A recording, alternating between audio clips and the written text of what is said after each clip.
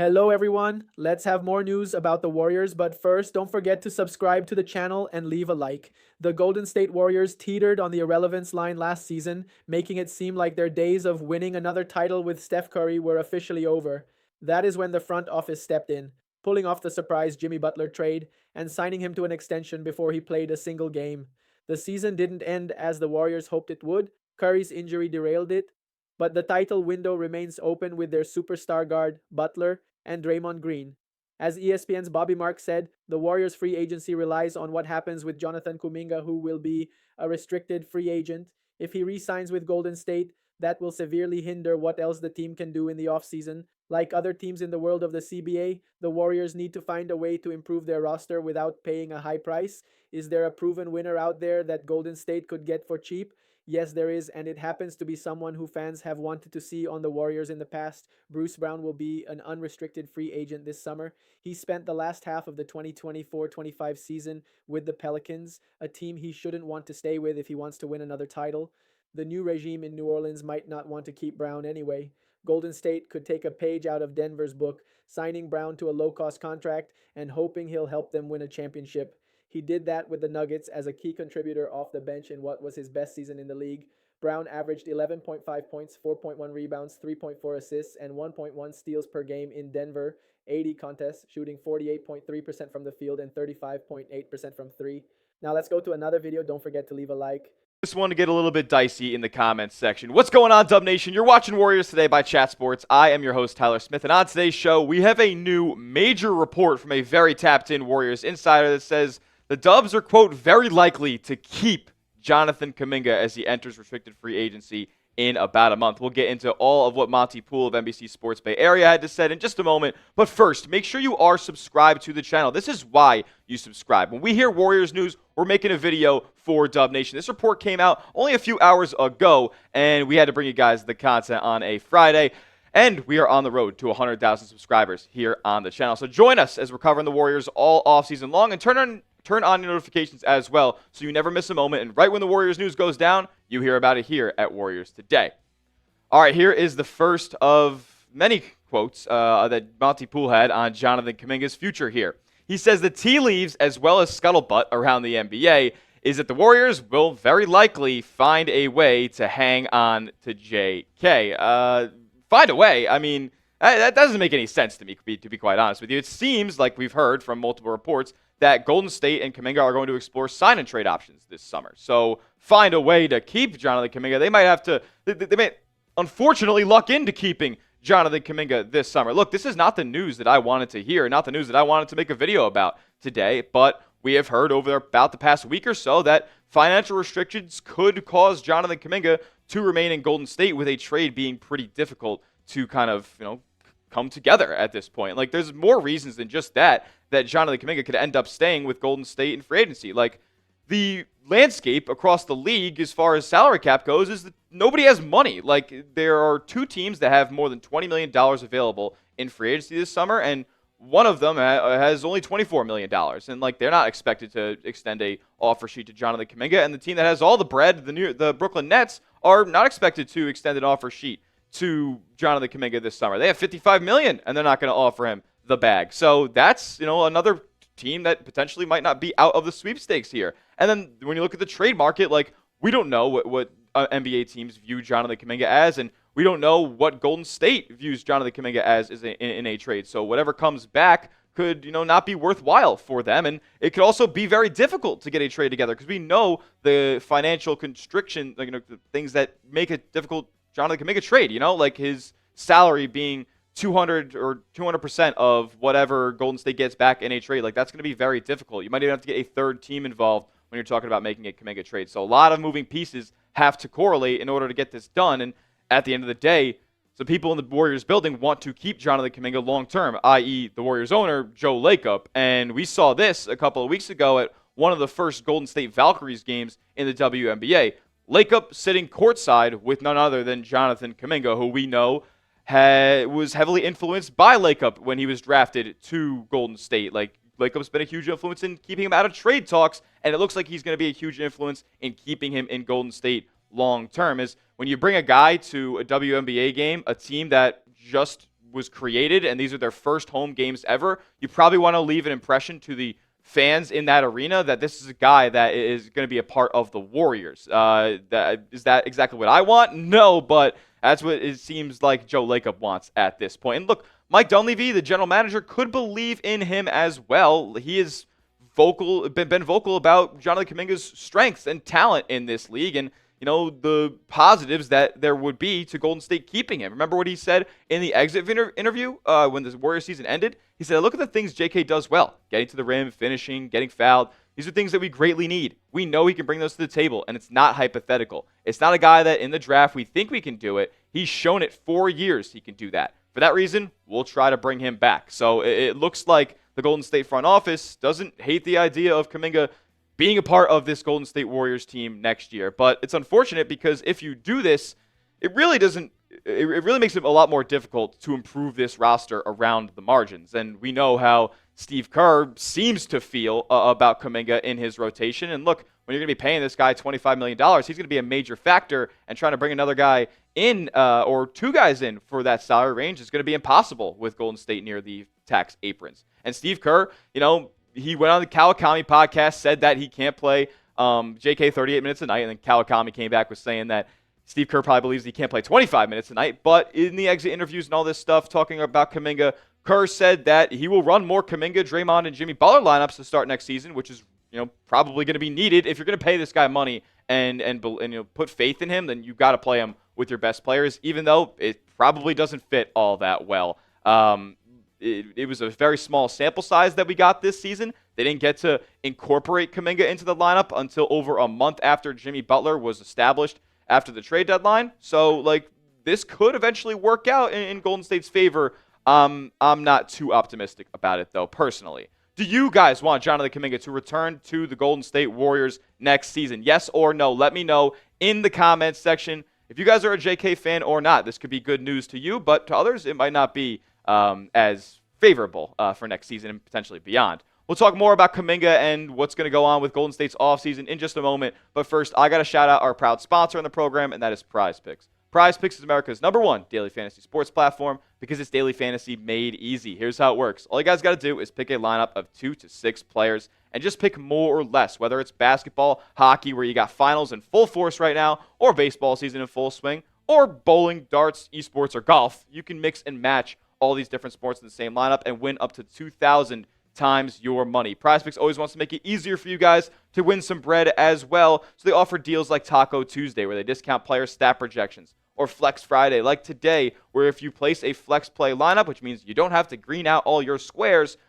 and you lose it, they'll give it back to you in promo funds up to $20. And our special deal we offer here at Warriors Today, code CLNS, like you see in the bottom right of your screen, that will give you $50 for free when you sign up. Use that promo code and place your first $5 entry. But don't worry, you don't have to win that entry to receive the $50. It's guaranteed free bread. So download PrizePicks today. Use the promo code CLNS for $50 instantly when you place your first $5 entry. You don't have to win to receive the $50. It's guaranteed. PrizePicks. Run your game. All that information will be clickable in the comment section and description of today's video.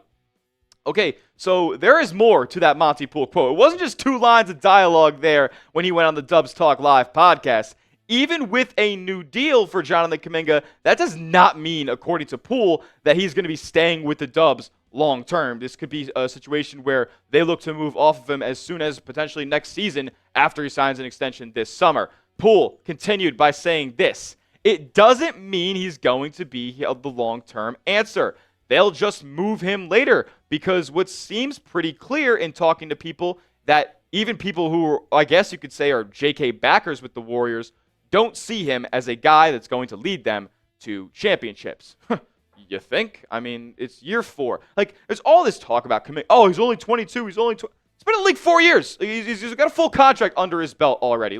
He is what he is at this point. There isn't going to be this massive leap, or you see a totally different player than what he is right now. He is what he is. Yes, he's going to get better and get more polished and improve upon the things he needs to improve upon, but he is not going to be a much different player, and I just don't see him as a #1 option or an all-star level player in that regard. But I think Steve Kerr agrees with me. He said he can't play Kuminga 35 minutes a night next to Steph, Jimmy, and Draymond and expect to win basketball games. It's a square puzzle piece in a circular board. Like they just don't fit together, and that's unfortunate. With the potential of him coming back is like you can't find somebody that does fit that puzzle piece. So like I'm not too keen on Kuminga coming back. This is news again. Is not the best for me to hear, but look, I know there's a lot of people who believe in Kuminga and think that he can carry the mantle into the next era of Warriors basketball. More from Poole here. He said, there's that wiggle room there that says, yeah, they like him, but they're not committed to him being there forever.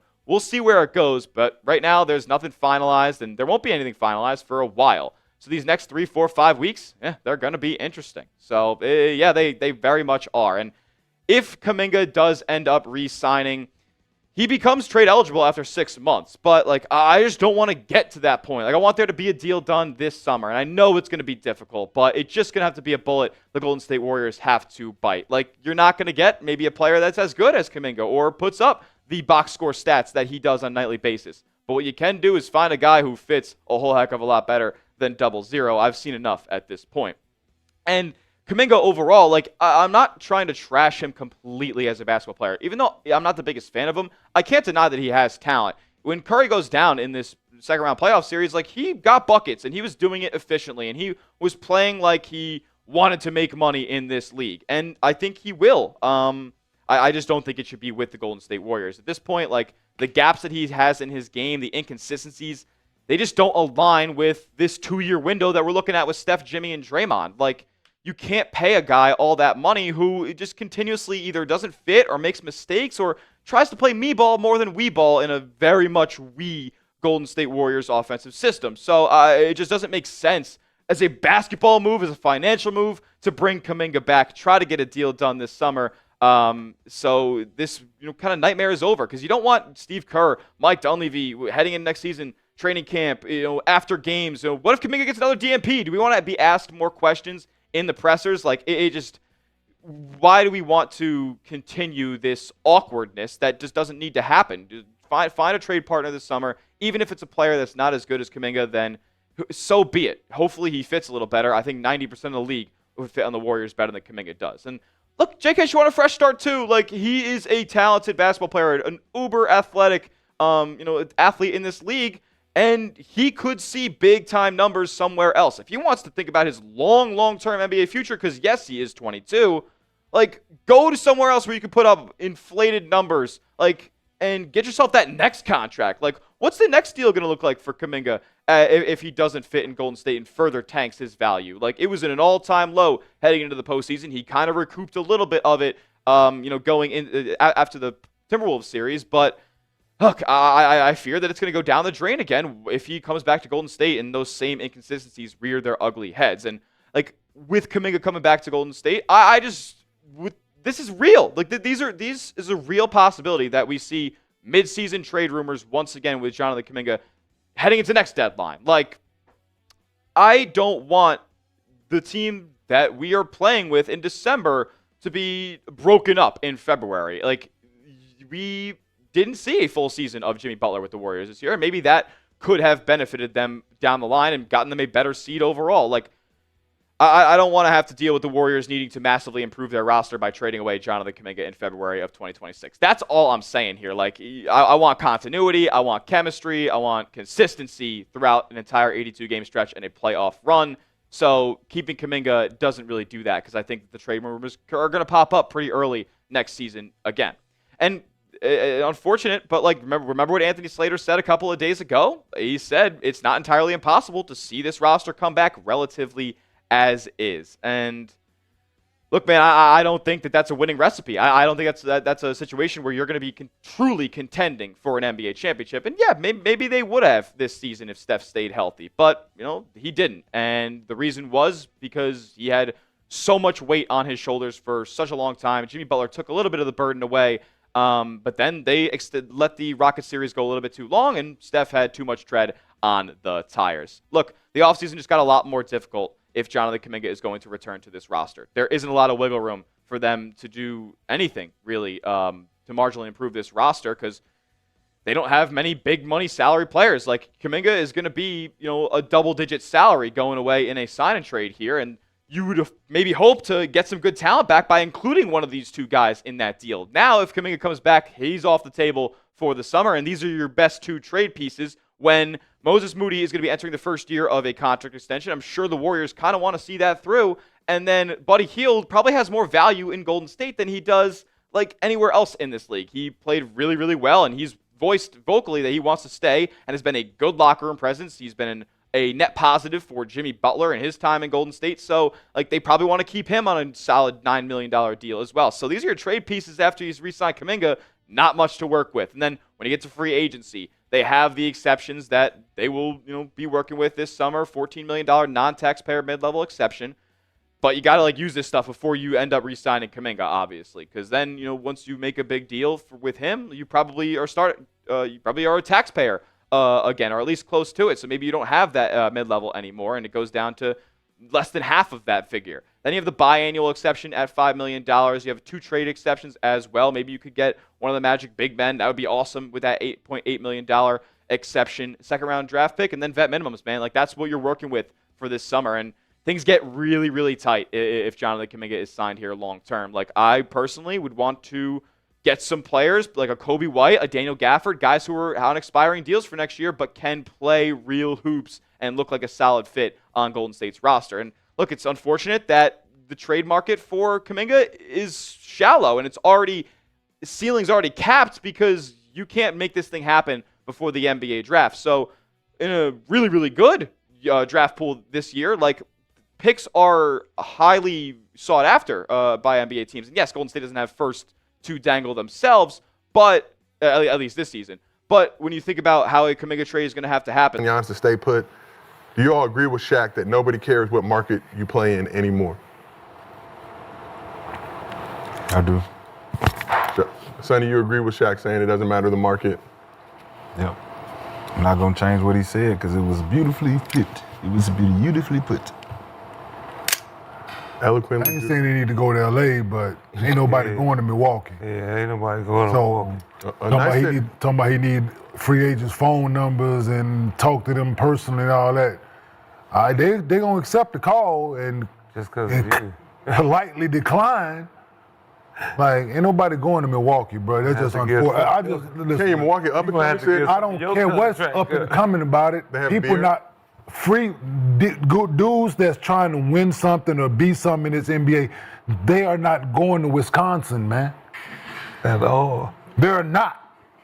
Just what the fuck it is, unfortunately. A proud state. It is very proud. Green Bay Packers go, Marquette go, Bucks, but ain't nobody going there, man.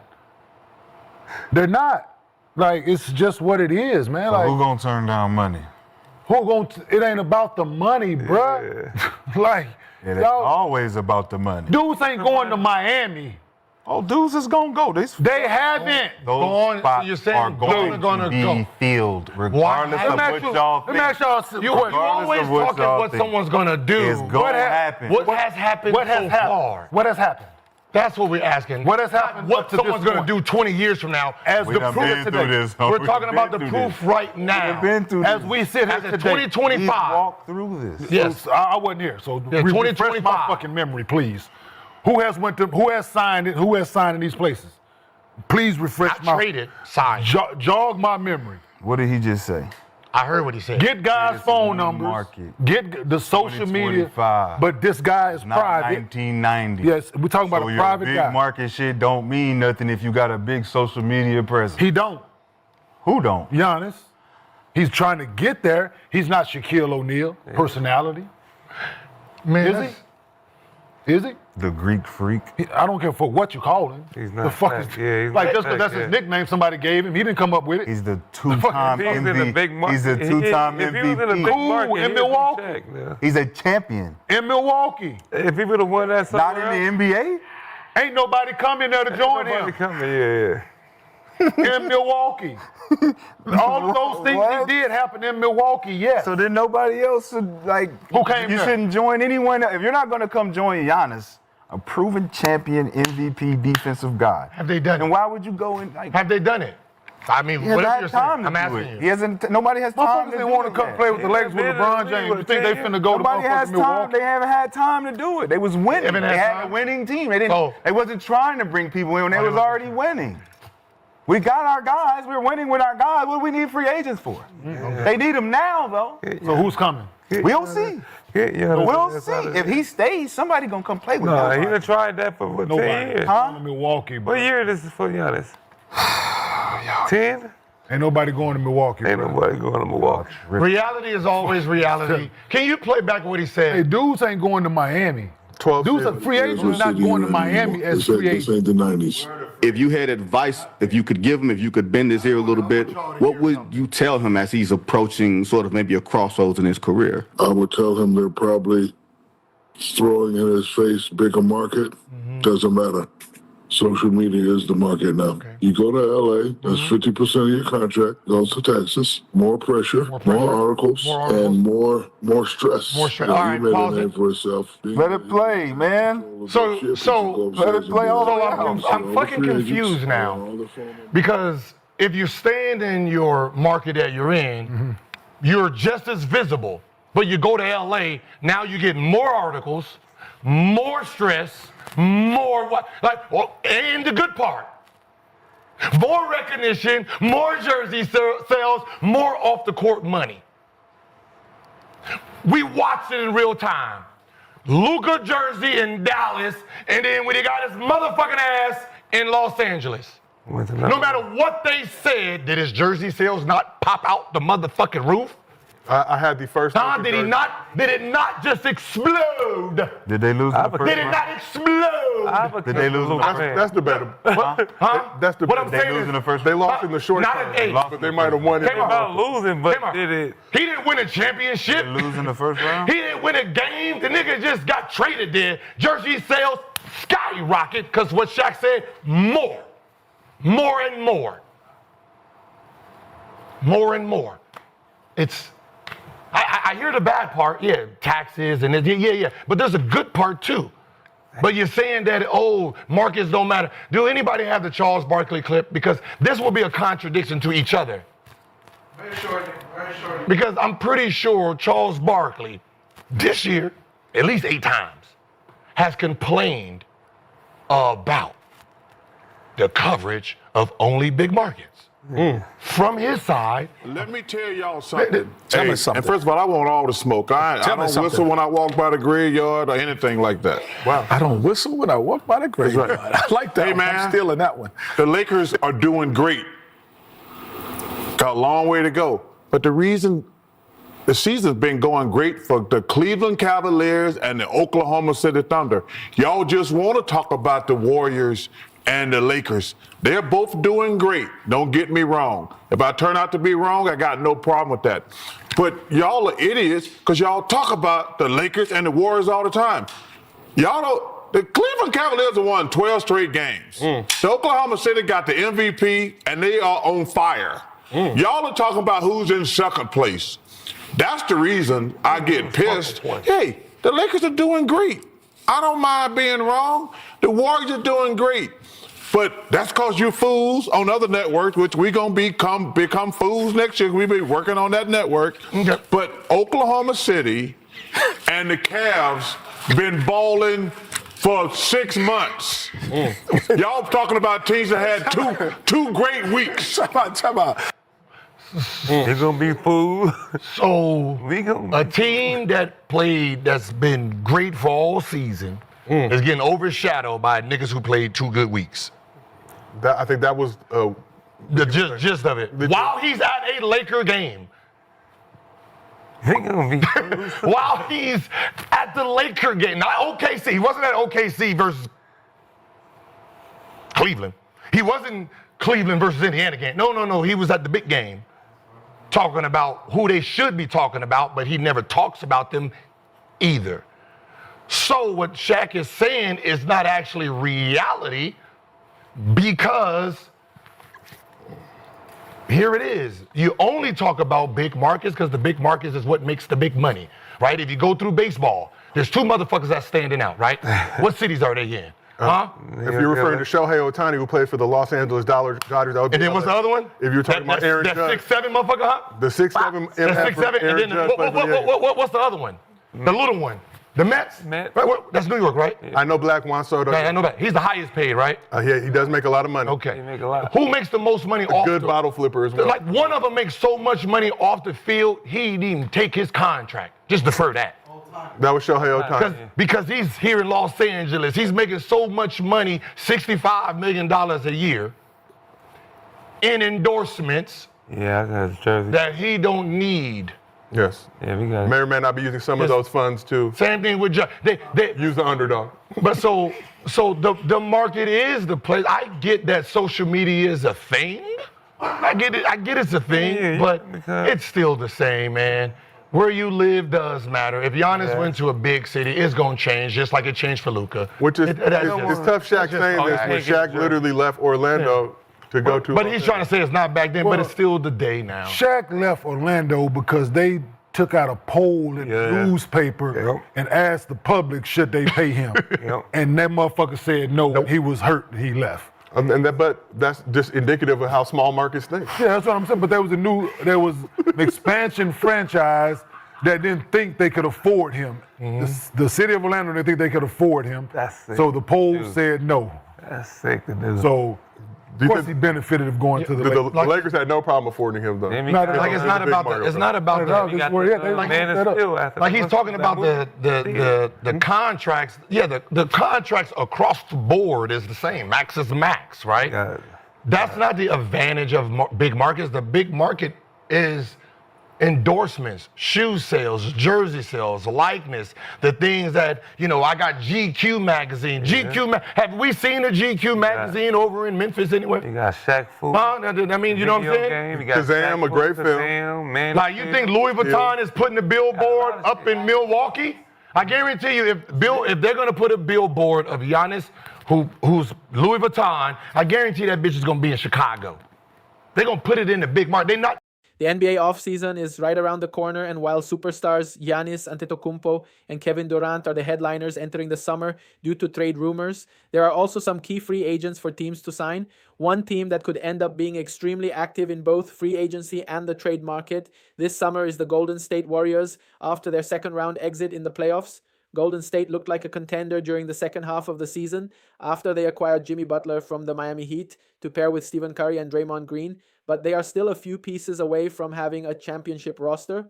While many have urged the Warriors to try and add another star this offseason like Giannis or upgrade their center position with either Naz Reid or Nikola Vucevic, one writer has urged them to take a chance on a former first overall pick. Sports Illustrated's Ben Steenar recently urged the Warriors to sign former top pick and three-time All-Star Ben Simmons this summer in free agency. The Warriors could use more size, rebounding, and playmaking, which are things that Simmons can still do well, Steinar wrote. This is an interesting take by Steinar, but one that could make sense for the Warriors, especially if they were able to land Simmons on a cheap contract this offseason. Of course, Simmons is no longer the star player that he was early on in his career with the Philadelphia 76ers, but he was able to show flashes last season with the Los Angeles Clippers as being a key player off the bench. Simmons is a great defender and playmaker who could not only back up Curry at the point guard position, but also give Golden State more size down low as a potential backup to Green. And you, fan, what do you think about Ben Simmons' situation? Leave your opinion in the comments.